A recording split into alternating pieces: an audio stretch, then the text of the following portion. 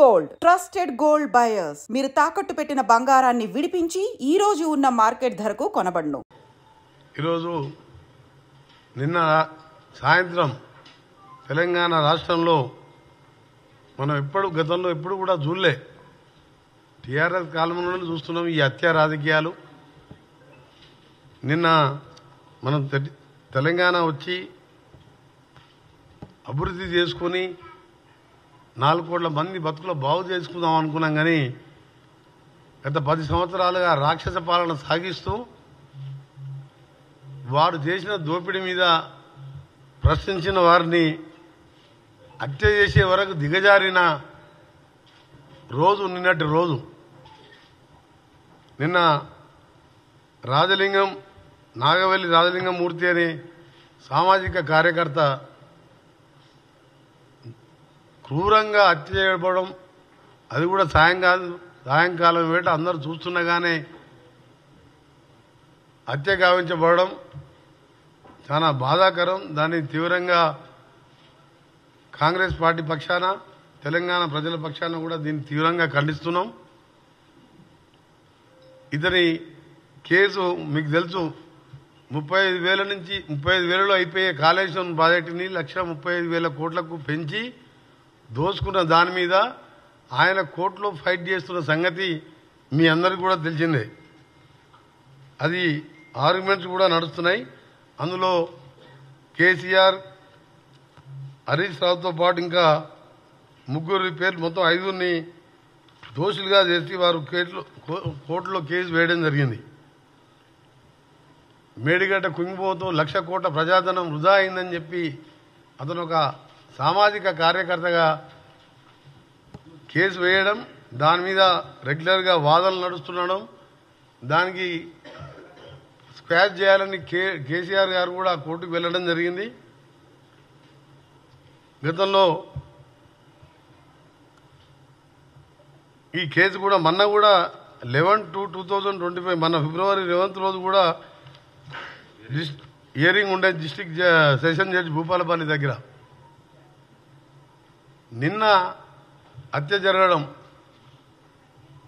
నిజంగా టీఆర్ఎస్ హత్య రాజకీయాలు, టీఆర్ఎస్ కుళ్ళు రాజకీయాలతో పాటు మా ప్రభుత్వం వచ్చిన 2-3 రోజులకెళ్ళే ఈ ప్రభుత్వం ఉండదు, ఈ ప్రభుత్వాన్ని అప్రతిష్టపాలు చేసే కార్యక్రమం పెట్టుకొని ప్రతిపక్ష నాయకుడున్న పెద్ద మనిషి 10 ఏళ్ళు ముఖ్యమంత్రి ఉండి ఫామ్ హౌస్కి పరిమితమై కొడుకుని అల్లుని రోడ్ల మీద వదిలిపెట్టి 10 మంది చిల్లరగాలను వదిలిపెట్టి ప్రభుత్వం మీద లేనిపోని అభండాలు వేస్తూ అవన్నీ ఒకవైపు. కానీ నిన్న జరిగిన హత్య మాత్రం చాలా బాధాకరం. దీనికంటే ముందు సంజీవ్ రెడ్డి అనే అడ్వకేట్ కూడా హార్ట్ అటాక్తో చనిపోవడం జరిగింది. అది కూడా అనుమానాస్పదే. దురదృష్టం, ఈరోజు మీడియాలో కాంగ్రెస్ పార్టీ నాయకులు సోషల్ మీడియా వేదికగా చేసుకొని చేస్తున్నటువంటి దుష్ప్రచారాన్ని తీవ్రంగా ఖండిస్తున్నాం. ఈరోజు కాంగ్రెస్ పార్టీకి సంబంధించినటువంటి కొంతమంది నాయకులు, అదేవిధంగా సాక్షాత్తు రాష్ట్ర మంత్రి కోమటిరెడ్డి వెంకటరెడ్డి గారు మాట్లాడినటువంటి మాటలు చూస్తూ ఉంటే కొంత బాధాకరంగా ఉంది. అంతేకాకుండా ఈ కేసు మీద ఇన్ఫ్లుయెన్స్ చేయాలనేటువంటి ప్రయత్నం చేస్తున్నట్టుగా కనబడుతూ ఉన్నది. నిన్న హత్య జరిగిన తర్వాత ఈ రాజలింగమూర్తి భార్య ఇచ్చినటువంటి మరి కాంప్లైంట్, అందులో భూ వివాదం ఉన్నట్టుగా, అందులో కొంతమంది వ్యక్తులు కలిసి అతని భర్తను హత్య చేసినట్టుగా కాంప్లైంట్ చేయడం జరిగింది. దాని ఆధారంగానే పోలీస్ వాళ్ళు ఎఫ్ఐఆర్ కాపీని కూడా ఇవ్వడం జరిగింది. చాలా స్పష్టంగా చంపినటువంటి వ్యక్తులు పోలీసుల దగ్గర, మరి పోలీసులు పట్టుకున్నారా, పోలీసుల వాళ్ళు లొంగిపోయినా నాకు సమాచారం లేదు, కానీ పోలీసుల దగ్గర ఉన్నట్టుగా మాకు సమాచారం ఉంది. చంపినటువంటి వాళ్ళు మేము చంపినామని చెప్తా ఉన్నారు. దానికి సంబంధించినటువంటి విషయాలన్నీ కూడా తెలిసిన తర్వాత ఈరోజు వీళ్ళు మాట్లాడేటువంటి మాటలు చూస్తూ ఉంటే ఈ యొక్క హత్యా కోణాన్ని ఒక రాజకీయ దురుద్దేశంతో బీఆర్ఎస్ పార్టీ పైన, సాక్షాత్తు మాజీ ముఖ్యమంత్రి కేసీఆర్ గారిపైన, హరీష్ రావు గారిపైన, నాపైన చుట్టేటువంటి ప్రయత్నం చేస్తున్నట్టు కనబడతా ఉన్నది. ఎందుకంటే ఈ యొక్క రాజలింగమూర్తి అనేటువంటి వ్యక్తి కాళేశ్వరం ప్రాజెక్టు మీద ఒక కేసు వేసిండు. ఆ కేసు వేసినందుకే మంత్రి అయితే సాక్షాత్తు వెంకటరమణారెడ్డి హత్య చేయించిండని చెప్తా ఉన్నాడు. ఏ ఆధారంతో ఆయన మాట్లాడుతున్నాడో ఆయన నోటికే మొక్కాలి.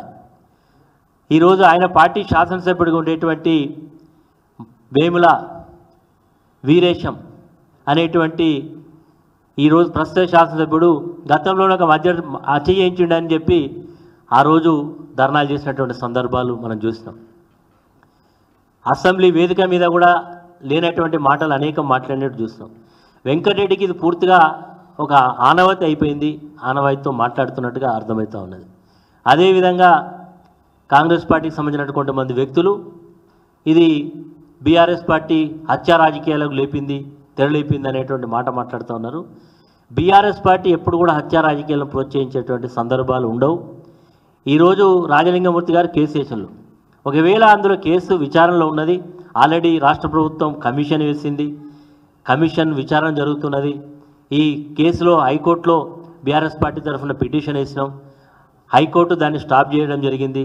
భూపాలపల్లి డిస్టిక్ కోర్టు ఇచ్చినటువంటి ప్రొసీడింగ్స్ కూడా మేము కోర్టులో చట్టపరంగా ఎదుర్కొనే సందర్భాలు మాకున్నాయి.